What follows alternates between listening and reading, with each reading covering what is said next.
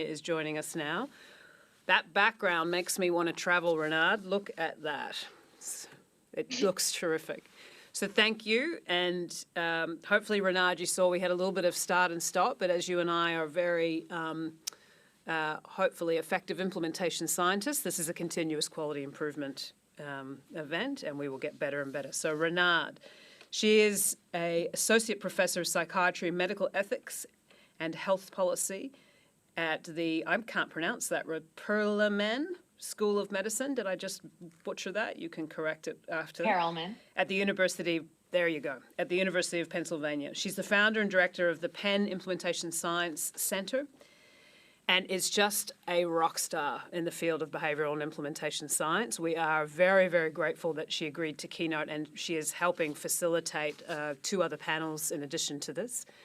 Rinad, I wish we were doing this in one spot. We aren't, but over to you to say a little bit more about yourself, dazzle us with your work, and then we will go straight into a Q&A session in the last 15 minutes. Thank you so much, Robin, for the invitation to speak today. I feel so honored to have the opportunity to speak in front of this wonderful group. And I just want to say it's been 19 years since I've been in Australia. It is my deep sadness that I'm not standing on Australian soil right now, but I hope you'll have me back in a year or 2 as soon as we're able to travel so that we can all share ideas together in person.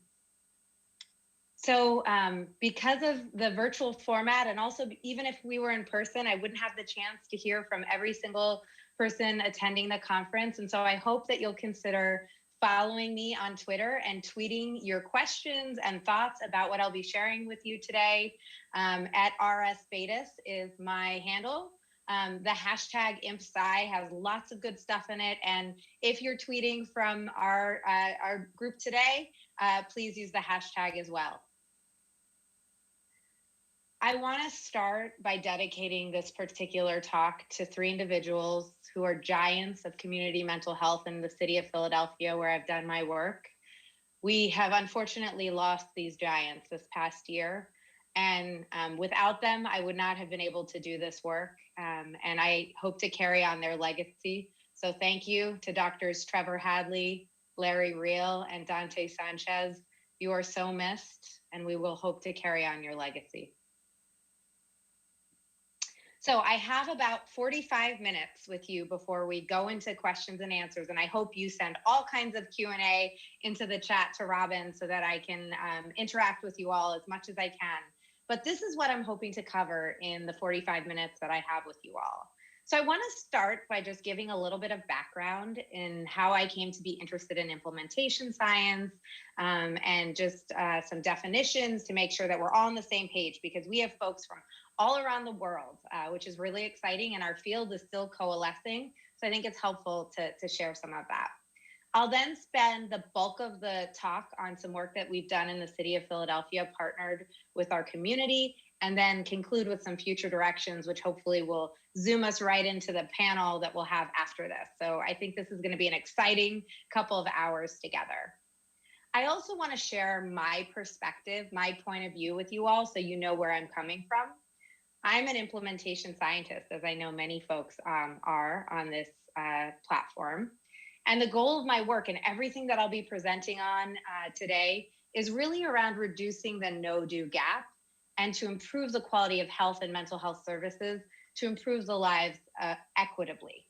And so this is the kind of vantage point that I bring to all the work that I'll be presenting on today. But first, a little bit of background. So my path to implementation science emerged from a clinical observation that I just couldn't ignore. I kept seeing the same pattern happening over and over in the clinic where I worked in, where I was providing cognitive behavioral therapy for pediatric anxiety. And I'm going to share a story about one particular young person who I'm going to call Emma. But rest assured that Emma exemplifies the pattern that I kept seeing over and over again. So Emma came to see me. She was a 16-year-old female. She had severe social anxiety disorder. She wasn't going to school. She wasn't doing things that she enjoyed doing because of her anxiety. And the key here is that she had seen a number of other therapists in the community who hadn't used an evidence-based practice for pediatric anxiety. She felt really hopeless and uncertain that she'd ever be able to enjoy the activities she used to enjoy, or that she'd ever get better. After an adequate dosage of cognitive behavioral therapy for pediatric anxiety, I'd like to share an illustration that she made, where she drew, she was a beautiful artist, all the things she was able to do after treatment. And you can see here her road of success, all the different things that she was able to do after treatment, going back to school, applying to college, going to the movies, singing in choir, things that were really, really important for her. And so I began to wonder why I kept observing this pattern. It kept me up at night. And over time, I came to the startling conclusion that kids were not getting cognitive behavioral therapy in community settings. And it really fundamentally changed the trajectory of my career. I actually went into graduate school. I have a PhD in clinical psychology, planning to focus on developing treatments. And I left graduate school committed to thinking about how to reduce the research to practice gap. And implementation science seemed like a potential solution to this observation. And so launched my entire career and research program in this space. Of course, everybody on this platform knows that my observation is not idiosyncratic to my experience alone. It really reflects a broader field-wide issue. I'll share a couple of headlines from various news articles. This one is from The Guardian. Young people's mental health is a worsening crisis. Action is needed in both the UK and the US. And you'll note that this comes pre-COVID. We know that in the United States, suicide rates have been increasing steadily over the past decade.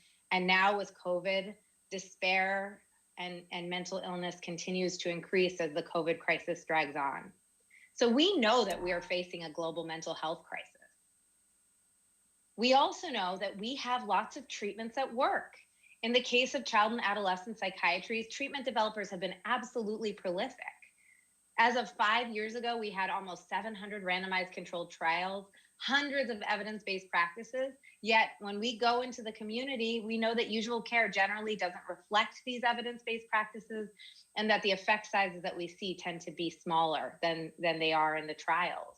And so we have a real quandary here, where we have a global mental health crisis, we have treatments that work, and we need to make sure that people can access and engage in those treatments. So enter implementation science. So I like to give my cocktail party definition when we used to go to cocktail parties of what implementation science is. And for me, it's about making sure that we are moving the needle equitably in health for everyone, making sure that people are getting the things that work. Of course, we're all familiar with the formal definition of implementation science. This is in the Implementation Science Journal. It's a scientific study of methods to promote the systematic uptake of proven clinical treatments, practices, organizational and management interventions into routine practice. And we must not forget, the reason to do all of this work is not purely an academic exercise. It is to improve the health of all. We tend to have our own assumptions and foci, and I just want to highlight those so that we can all be starting with the same set of assumptions that are a little bit different from the traditional biomedical research paradigm. The first is that implementation science is fundamentally about clinician behavior change within organizational constraints. And I have clinician in quotations because I'm going to use that term very broadly. Clinician could refer to all kinds of individuals, including teachers or lay individuals delivering mental health services. So although we're focused on improving health, often we're focusing on trying to work with individuals to support their behavior change around applying evidence-based practice. Second, we don't see context as a nuisance. If you're a clinical trialist with multiple sites and your sites are different, that keeps you up at night. That makes you concerned about the ability to isolate the effect of your intervention. That's not the case in implementation science. I think one of the things we've done really well is to understand contextual factors at multiple levels and how they're related to implementation success or failure. Third, if we're going to invest resources and ask people to change their behavior, there needs to be an evidence-based thing. And I know that Dr. Jeff Curran did a workshop, a pre-summit workshop on implementation science. So you might have heard that thing terminology that comes from him to be implemented. So we want to make sure we have something with evidence behind it.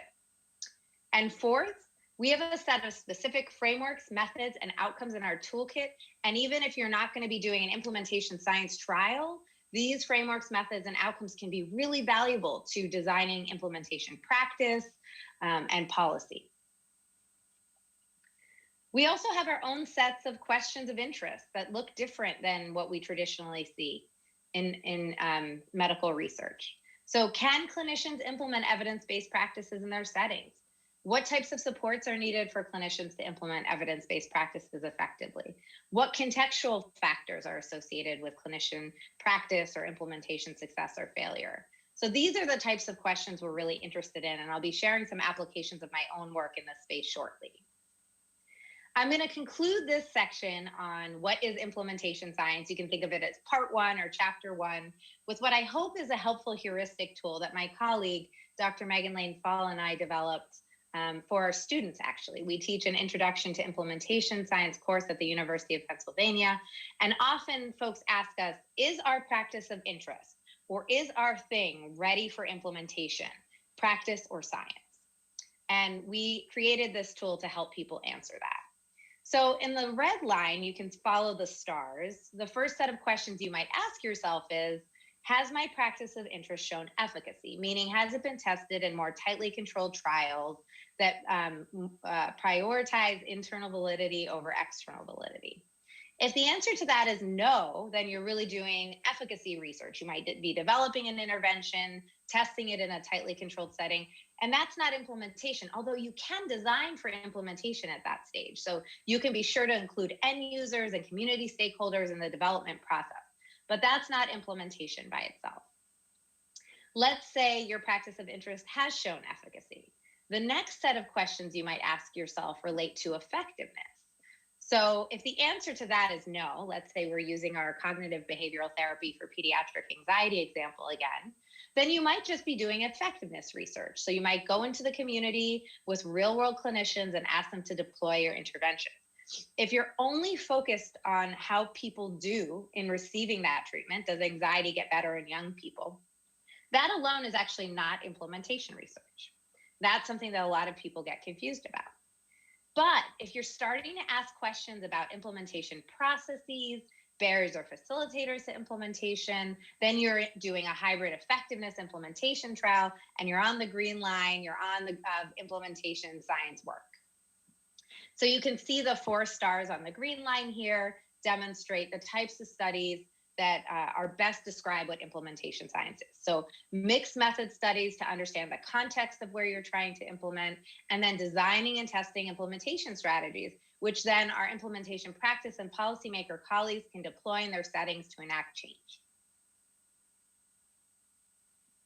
So hopefully that's a helpful kind of quick background on implementation science, the way that I see it.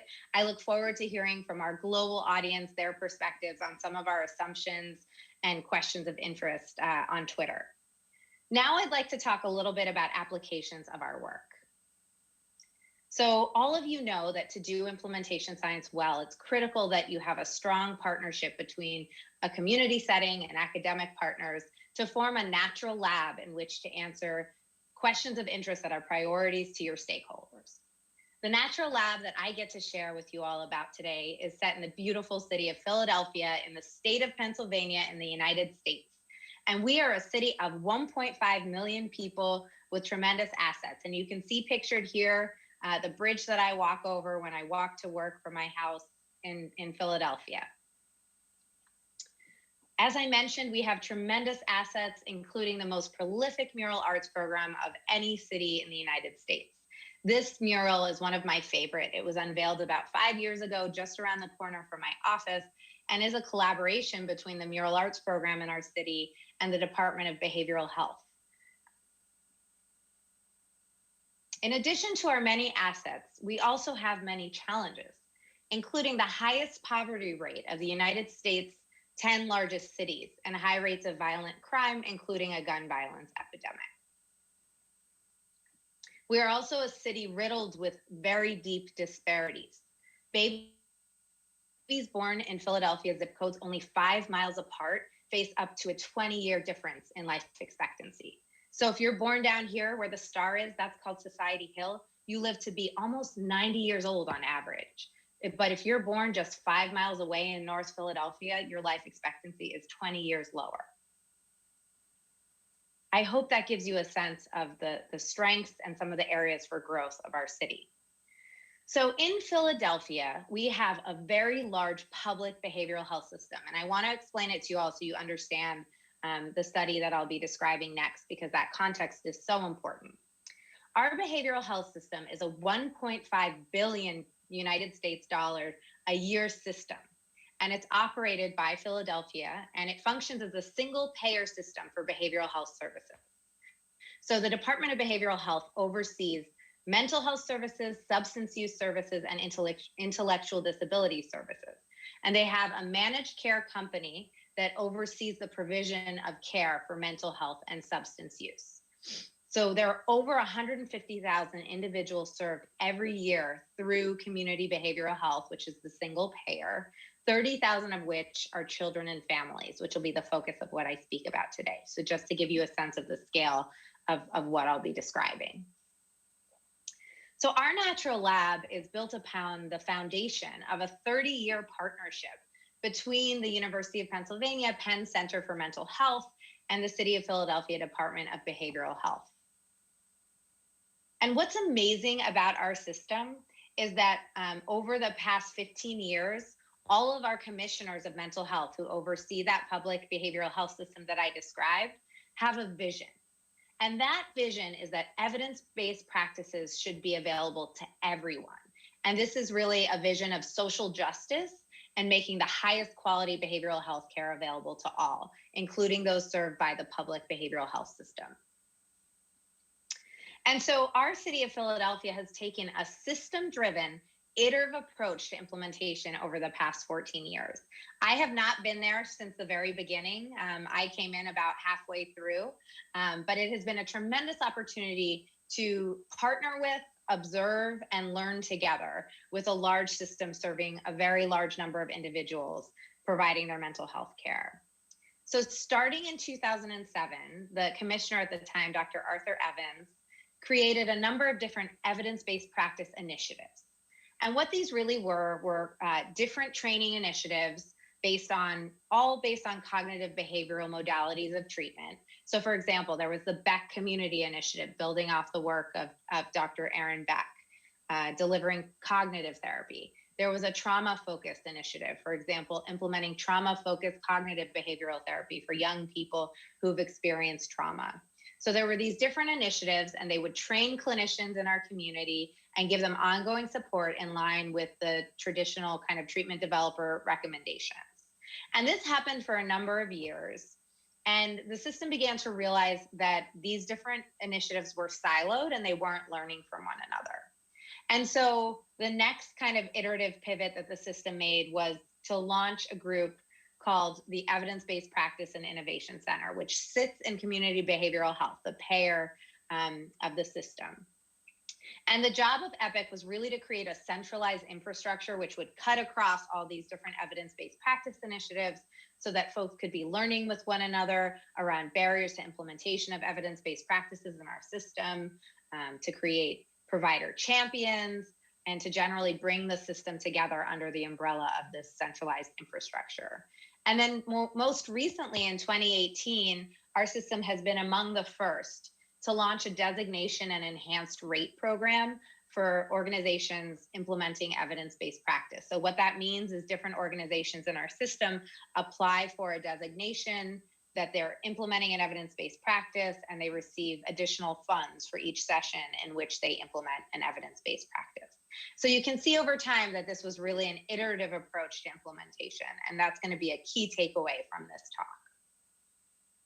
So I had the great fortune of layering a study on top of this natural experiment that was happening in our system.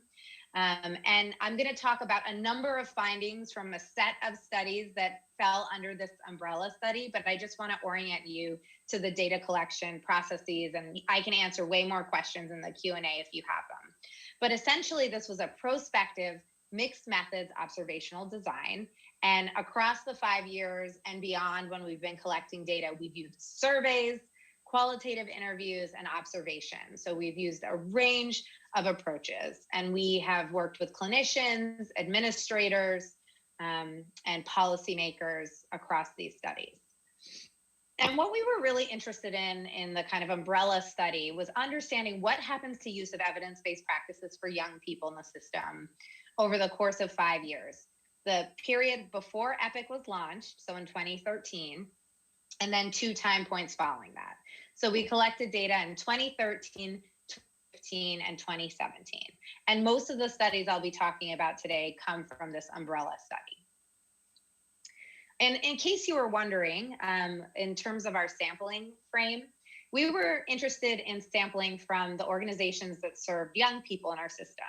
So there's about 100 such organizations, but only 30 of them serve the majority of young people. So 80% of kids are seen in those 30 organizations. Those are the organizations that we targeted. In the first wave or data time point, you can see that we recruited 19 agencies of the 30, 23 sites with 130 therapists.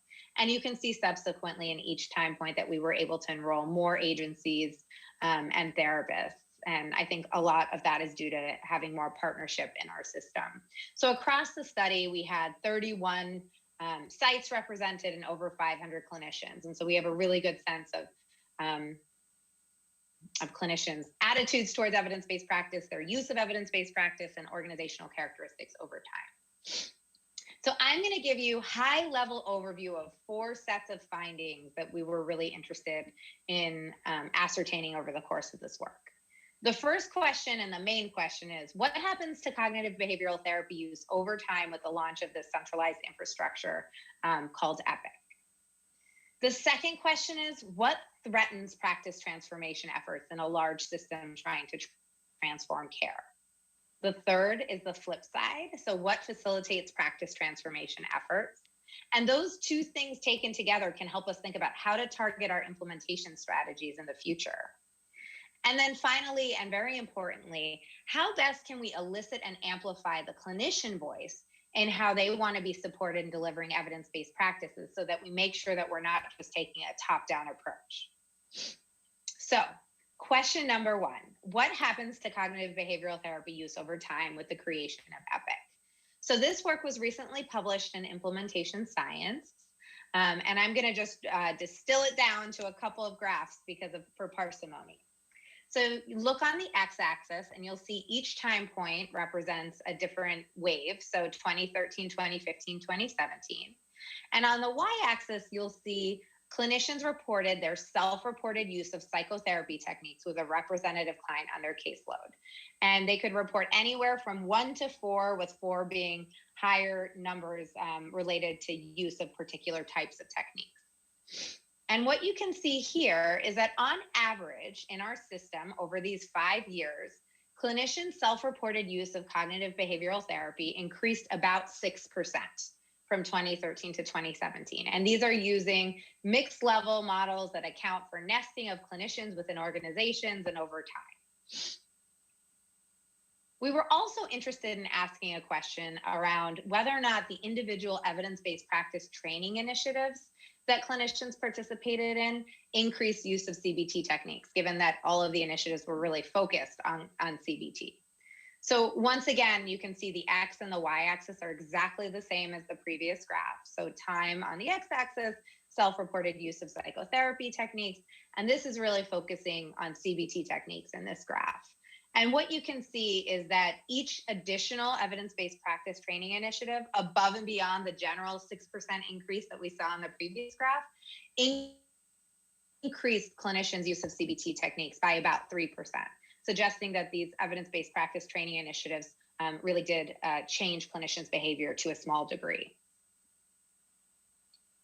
So how do you make sense of these findings? Of course, there's limitations, right? These are self-reported findings. It could be that just everybody over this period of time, decided to report more CBT over time because we don't have a comparison system, so we can't compare to other systems. It could be that across the board, people would report more CBT over time.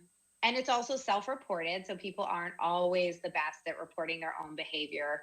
This is one take that a newspaper in our city took, which was that this is slow change, that over 5 years, only seeing a 6% increase suggests that, not a lot of change.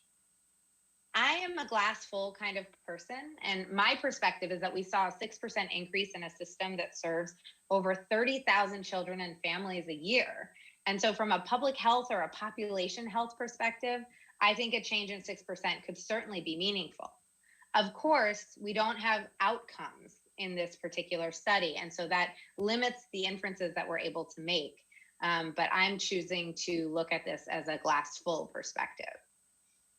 Now, I do want to note that we have a separate line of work that I just want to briefly share with you, in that we partner very closely with the initiative that's focused on implementing trauma-focused cognitive behavioral therapy for young people. And we do actually find, we've done a study where we compare the outcomes of young people receiving TFCBT in Philadelphia pre and post getting trauma-focused CBT. We do see that young people get better, despite the fact that our young people face significant adversity. They tend to live in the poorest neighborhoods, the most violent neighborhoods, and our young people are improving, but the effect sizes are smaller than what we typically see in randomized controlled trials. So this is just like a little validity check here to say that while we don't have outcomes for the other study, we do see a signal of improved outcomes for young people, which ultimately is the key, what we're focused on. We want to improve lives.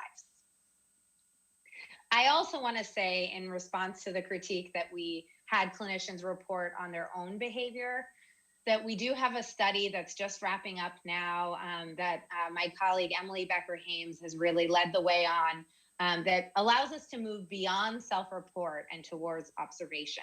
So in this trial, which is actually a fidelity measurement trial, and I'm happy to answer more questions about that in the Q&A, we've enrolled over 100 therapists in over 20 organizations, and we have 300 observations of in-session behavior. So we're going to try to replicate some of our findings using the self-report data with the observational data to see if they hold. Okay, so that's the first set of questions. The second set of questions was related to what gets in the way or what threatens practice transformation efforts. And much of the work that I'll be presenting on in this next two sections is mixed methods or qualitative in nature, and comes from many, many interviews that my colleague Becca Stewart and I did with administrators and policymakers in our system. We did about 70 interviews. So one of the things that we heard in our earlier work was that there is a chilling financial or fiscal climate for organizations in the public behavioral health sector. So in this paper, we reported on some qualitative findings from our colleagues who said things like, we are losing our shirt, or we hold our breath and hope when we pay people, or they really do expect the agencies to sustain, they being the policymaker payer arm. How? We already don't have the funding to support our basic program, let alone anything extra. So really calling out how poor the financial environment is in the service of mental health delivery. We also heard a lot about the chilling financial climate for therapists themselves. And this work was led by my colleague, Danny Adams, who was a research coordinator in our group and is now a doctoral student. And she was really interested in this concept of financial strain. So that's essentially whether or not therapists feel like they make enough money to have ends meet each month. And what she found measuring financial strain quantitatively was that therapists who experience high financial strain were 1.3 times more likely to leave their agency prospectively, so in the subsequent year. She also found this really interesting finding where participating in one of those evidence-based practice training initiatives that I described was actually protective. So I just want to help orient you to this graph. On the x-axis, you see financial strain. Higher numbers indicate more financial strain. And on the y-axis, you see probability of turnover. And what you see is that those therapists in blue that have not participated in an evidence-based practice initiative, the more financial strain they have, the more likely they are to turn over. But that is not true for the therapists in the evidence-based practice training initiative, suggesting that protective effect. We just finished a survey with a subset of therapists in our community, and I have to say that the financial strain is striking. We've heard that almost half of our therapists carry over $100,000 US in educational debt, and that half of our therapists went without medical care due to cost in the previous year, with about 30% going without mental health care because of cost. So we're really concerned about the economic scarcity experienced by the clinicians in our public behavioral health system. Another major threat to implementation, and I know that this is no surprise to this crowd, are the high rates of turnover. So we know that in the United States, about 30 to 60% of individuals turn over in social service type jobs in 1 year. And we saw in our work that about 24% of clinicians or supervisors quit in a year. And that suggests that every 4 years, you basically have to retrain your workforce in evidence-based practices, given those turnover rates. So that's something that must be thought about in the process of implementation planning. We also saw something that was news to us and is increasingly becoming a national trend, where the workforce model of the clinicians changed over the course of the study. So earlier, most therapists were salaried therapists, meaning they receive a salary with benefits. And if the client no-shows for a therapy session, the therapist still gets paid. Now, the majority of our therapists are what we call independent contractors, or 1099 clinicians. And that means they only get paid if their clients come and they don't get benefits. And so it's really difficult for agencies to be able to mandate anything like supervision or anything that resembles employment, because then they would need to be salaried. And so we did a study where we looked at attitudes and knowledge of evidence-based practices in our independent contractor therapists. And we found that they had poorer attitudes and less knowledge and less use of evidence-based practice. And that's likely because administrators report being less likely to invest in a workforce that they see as more transient, because independent contractors tend to turn over because they're looking for more permanent positions.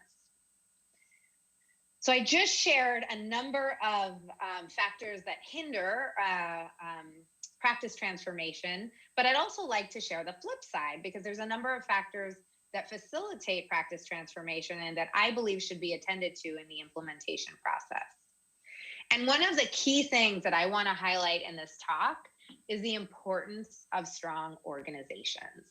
We cannot simply target our implementation strategies to clinicians. We must consider the organization. So this is a paper that we did early on in this work and was cross-sectional. And what we were interested in answering was whether it was so we measured a number of clinician factors like knowledge and attitudes, and a number of organizational factors like the leadership and the culture and the climate, so the sense of how things are done in the organization, the impact on the clinicians. And we dumped all those factors into a regression equation.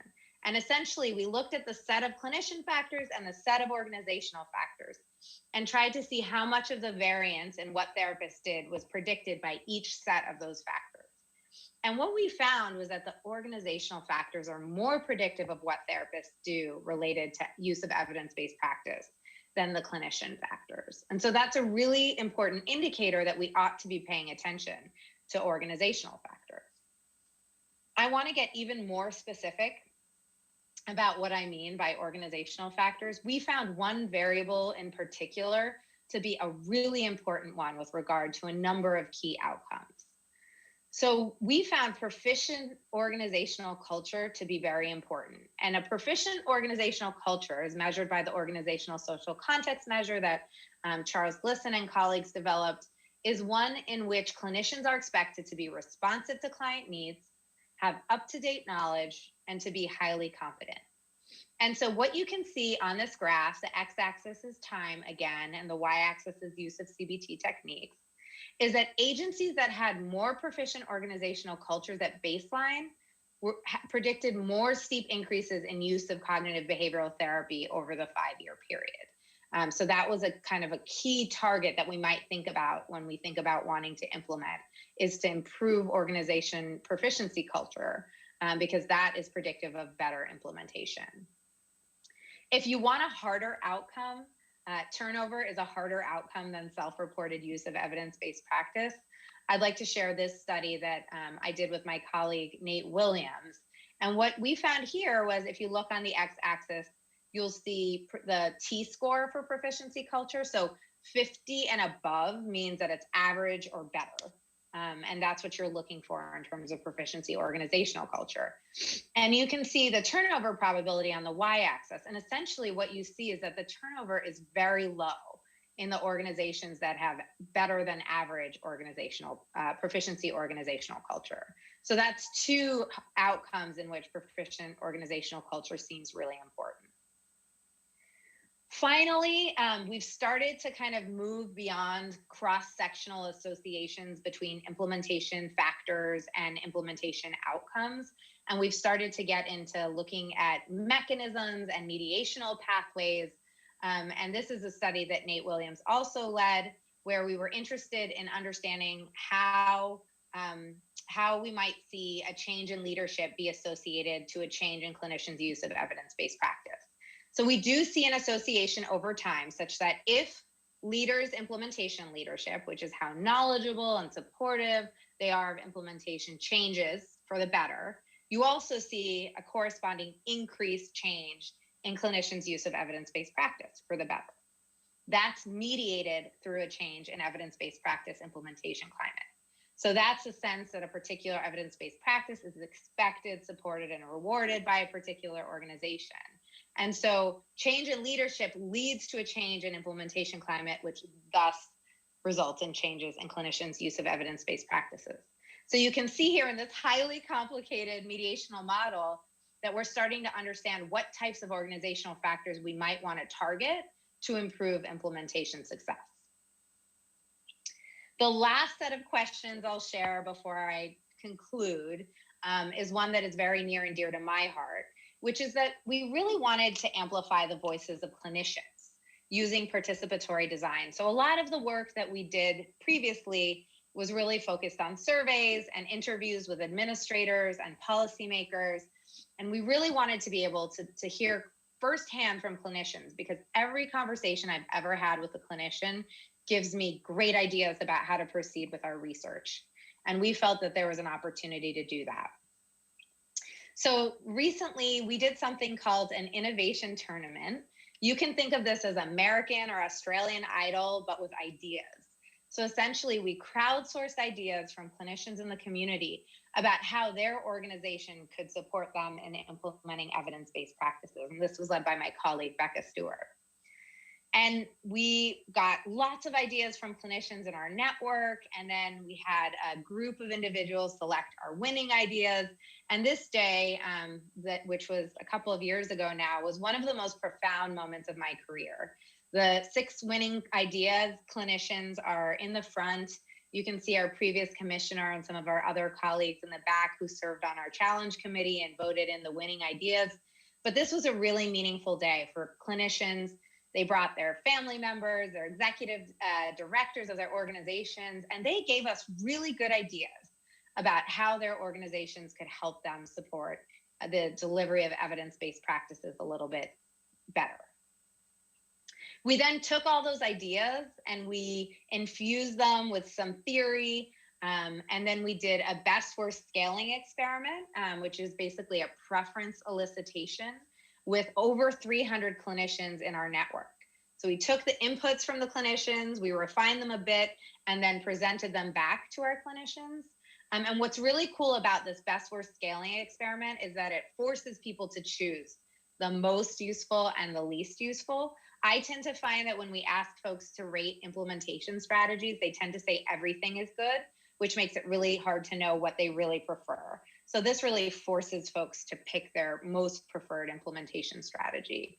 And what's really interesting here, and perhaps no surprise based on some of the earlier results that I shared, is that you can see here that financial incentives, such as compensating more per session or compensated preparation time, were liked many times more than performance-based strategies, such as an email informing a clinician how they're doing, based on recorded sessions or even a leaderboard with social comparison, comparing clinicians to other clinicians. So this gives us a really good sense of what types of implementation strategies clinicians might like to have with regard to their support. So we're now at a place where we're ready to kind of go from this naturalistic observational work, understanding determinants of implementation strategies and their relationship with implementation success, to testing different implementation strategies and taking it to the next level. And this is really derived from that set of work that I just presented that includes determinants, stakeholder preference, and theory. So let me put it all together in the last 5 minutes that I have. So this work, unexpectedly perhaps, allowed us to take a magnifying glass to the infrastructure of behavioral mental health services in the city of Philadelphia and showed us that the infrastructure is perhaps not as sound as we would have liked. And we've come to think about this as Maslow's hierarchy for community mental health. So what we hear from our partners on the ground are that organizations and clinicians and administrators are struggling to keep the lights on, stay compliant with many regulations, and retain their workforce. And that everybody wants to do evidence-based practice, but it's kind of like self-actualization. It's very difficult for them to layer these very complicated evidence-based practices on top of crumbling infrastructures. Other key takeaways for those of you who are policymakers or funders making decisions about how to implement evidence-based practices and transform care in your settings. Learning is an iterative, dynamic process, and it's based upon a community academic partnership. Without the partnership that we had with the city of Philadelphia, we would not have been able to learn these learnings. And what's amazing about the work that I get to do is that we get to feed our findings back to our policymakers and payers. Second, organizational factors, especially proficiency culture, implementation leadership, implementation climate, they're key targets. If I only had certain money to spend, this might be where I'd put my money because the organizational factors are just so important. Third, evidence-based practices are not a panacea for infrastructural challenges. They are not going to solve existing structural problems that exist. And fourth, and I hope this is the only thing you take away from this talk today, we must aggressively resource mental health care. I will say that one more time. We must aggressively resource mental health care. If not now, during COVID-19 and the worsening global mental health crisis, then when? The final nugget of wisdom I want to share with you before wrapping up is something that I've noticed over my work in the past decade in the public behavioral health system. I've noticed, and I've made this mistake myself, this implicit assumption that clinicians just need to work harder or be better clinicians by doing evidence-based practice. Now, I've spent a lot of time in community mental health clinics, and I would argue that clinicians are working very hard, and adding evidence-based practices just makes their life more difficult. So this is a picture of what a clinician has to kind of cope with in their day. What if instead of making it harder for clinicians, we focused on how to make it easier for them? That's fundamentally the core goal of behavioral economics, which Teaser will be coming in the panel after this talk, to remove barriers to make life easier rather than trying to change people. So for example, going back to that innovation tournament I described, one of our clinicians suggested that the waiting room is a really chaotic place that stresses his clients out and makes it such that they don't come in kind of in a place to dive into evidence-based work. So he suggested if we made the waiting room a more pleasant place, the clients might be ready to work and that would make a difference in his life. So we've been doing some work trying to apply these concepts recently with a center grant from the National Institute of Health. So in conclusion, implementation science has the potential to improve lives. I hope you'll agree with me. It allows us to move the needle, achieve the promise of scientific discovery, and have impact. In closing, I just want to give deep gratitude to the many people who have contributed to this work. This is not all of them, but these are some of the key people, our group, our community partners, and our funders. We're just so grateful to have the opportunity to do this work together. And I thank you all so much for your attention. And I have 10 seconds left, so I'm feeling pretty proud of myself. Thank you very much. She did that. You are a pro.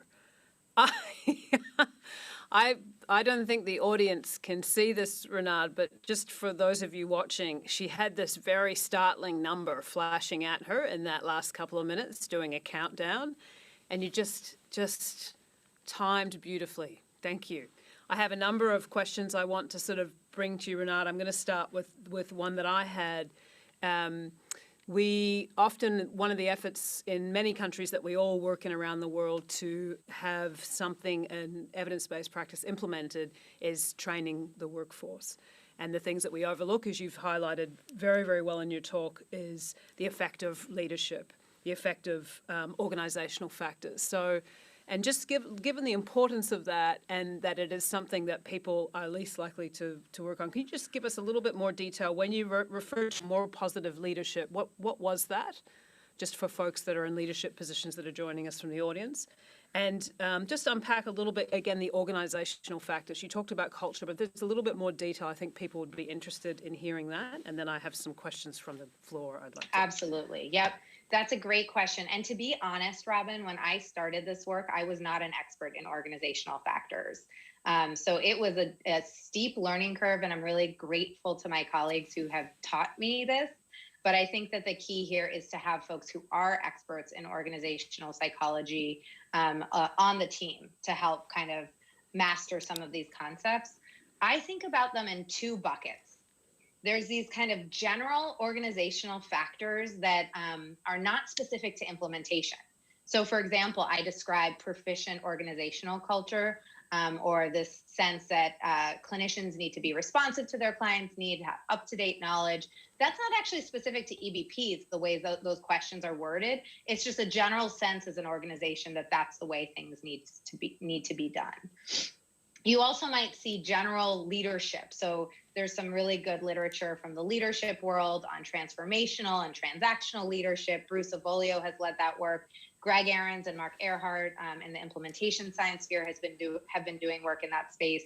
And those are the kind of general factors that are associated with success of implementation, better service quality, better kid outcomes, across literatures. So this goes beyond my own work that I'm describing. But then you also have these kind of specific implementation organizational factors. So for example, implementation leadership refers to whether or not a particular leader who oversees clinicians is knowledgeable about evidence-based practices, is supportive, is perseverant, kind of sticks with it even when it's really hard to implement. We found that to be associated with greater use of evidence-based practices mediated through this pathway of this other implementation organizational factor, which is called implementation climate. And that's kind of a strategic climate focused on whether or not a particular evidence-based practice like cognitive behavioral therapy is expected, supported, and rewarded. So those implementation-specific organizational factors are really more proximal to the implementation process, and they're really more specific to whatever innovation or thing you're trying to do. But I also believe, and I think the literature has borne this out, that we have to attend more upstream to some of the general organizational factors like general leadership, general culture and climate, because those have also found to be associated with the outcomes we're interested in. It just creates a quandary for policymakers and for our field. Like, how broad are we going to go in terms of the factors that we study and intervene upon? Terrific. All right. The questions are coming in thick and fast. Just for the audience, I'm looking down because they're on a screen and I'm just aware my eyes keep that I'm looking at them. You can also vote for your question, but I would suggest you're all kind to your colleagues and treat them all differently. Otherwise, questions will rise to the top. A little bit of competition, Rinad. So I'm going to go to just a question that's a little bit contextually dependent in Australia from Tamara. So in Australia, we are seeing similar trends in clinicians working in private practice, similar to independent contractors, rather than organisational employment. Do you look at the drivers of increased independent contractors in your context, Rinad? And what does this mean for our understanding of drivers that may reside in the wider professional culture rather than organisational culture? Do you have a comment against that? Yep. Yeah, that's a great question. And so I think what I'm understanding about the Australia context is that a number of your clinicians deliver care kind of in an office, just that clinician and their patients, without kind of having an organizational structure like a large group of clinicians offering care across patients. Is that right, Robin? Just so I make sure I understand the context. Yep. Great. You got it. So our context is a little bit different in that we do have folks in private practice, but our work has not focused on that because we've been really focused on people receiving public behavioral health services, which tend to be people living in poverty in marginalized communities. But we do kind of see that thing that you're describing, irrespective, where increasingly with the independent contractor model, even if they work in an org with lots of clinicians, that it becomes just kind of like, I come in, I come out, I do my work. And I think that's a really important thing that we haven't figured out yet. Can you even measure these organizational factors in a setting where clinicians don't know one another and don't work together? We actually observe this in some of our measurement where we'd ask someone, oh, do you know so-and-so? Or think of the group of clinicians you work with when you respond to these questions. And people would say, I don't know, I just come in, I come out. So I think what that suggests to me is that the org lever may not be as powerful for those particular clinicians, and that we then might really need to intervene kind of directly on the clinician or on other levels like payer incentives or system level determinants. And so I think it's just really important for each of us to be very cognizant of the different determinants that might affect clinicians depending on their setting. I've also heard this in some of the work that my colleagues do in low and middle income countries, where often clinicians don't really have any org that they're delivering mental health care through. And so then you have, you're targeting different levers when you're trying to change behavior. But in the US, in the work that I've been doing, the organizational factors seem very important. Terrific. Okay, another one, just is changing slight tact, and then I'll pull us. So great presentation, firstly. I'm interested in the evidence base for trauma-informed care. There is little randomized controlled trial evidence for the efficacy of trauma-informed care on mental health outcomes, which makes it hard to justify an implementation trial. Any suggestions? Thank you. Yours, Phil. Thanks, Phil, for your kind words. So I'm not an expert on trauma-informed care. I like to be clear about the bounds of my expertise. There is a lot of evidence for particular specific treatments for trauma, such as prolonged exposure, cognitive processing therapy, trauma-focused cognitive behavioral therapy. That's really where I live. I think that, it is important to have evidence for the things that we're trying to implement. And one way that we can hasten our move towards getting that evidence is by doing hybrid designs. So I know that Jeff Curran spoke about hybrid designs yesterday, I believe. So if you don't have a lot of evidence for a particular thing or evidence or practice, but there's a lot of momentum around them, given the extensive trauma that many have experienced and the current situation in our world, then I could see justifying doing like a hybrid type 2 or, a hybrid type 1, where you're looking at both implementation, but you're also generating the evidence you need to be clear that this is something worth investing in, both in terms of lives affected and cost for policymakers and funders. All right, terrific. I'm going, again, the questions are coming thick and fast. We won't be able to have Rinad answer all of them, but I can see a couple that, Rinad, it might be good for you to answer offline, just related to some of the measures and tools that you use, specifically how you measure Twitter, fidelity. email or Twitter. But I'll go to another one that's been whatever we call, thumbs up several times. Thanks so much for an excellent presentation, Rinad. You highlighted the chilling fiscal climate that organisations and clinicians face.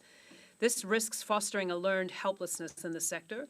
What can we as implementation scientists do to offer organisations and their staff hope for a future of well-implemented, effective interventions in spite of the dire fiscal environment?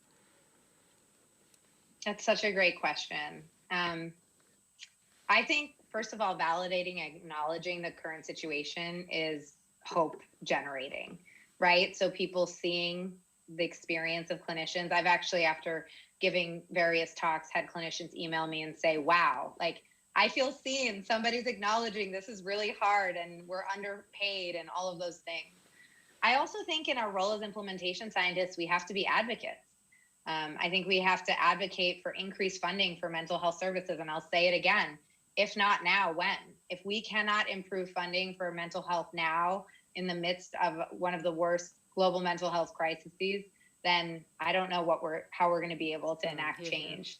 And then finally, there are organizations struggling financially that are still able to enact change and implement evidence-based practices. And those tend to be the stronger organizations that have good culture and climate, strong leadership. So there are levers in addition to the financial ones, but ultimately without changing the funding streams and making sure that organizations and clinicians have what they need, we're basically asking them to do more with less as more and more people need services and as more and more services get cut or underfunded. And I don't think that's a tenable or sustainable solution. Yeah, we have a similar thing happening here in Australia, and I also know in Singapore, where a lot of people are joining us from now, there's increased funding and activity around mental health, but the jury's out as to whether it will be enough to make the change that we need to make. Another question that's getting some thumbs up, and it'll be interesting to see how you answer this, Rinad. I have my own thoughts. Thanks, Rinad. With all these findings, doesn't this suggest that it's more about policy, resources, and systems changes rather than implementation science?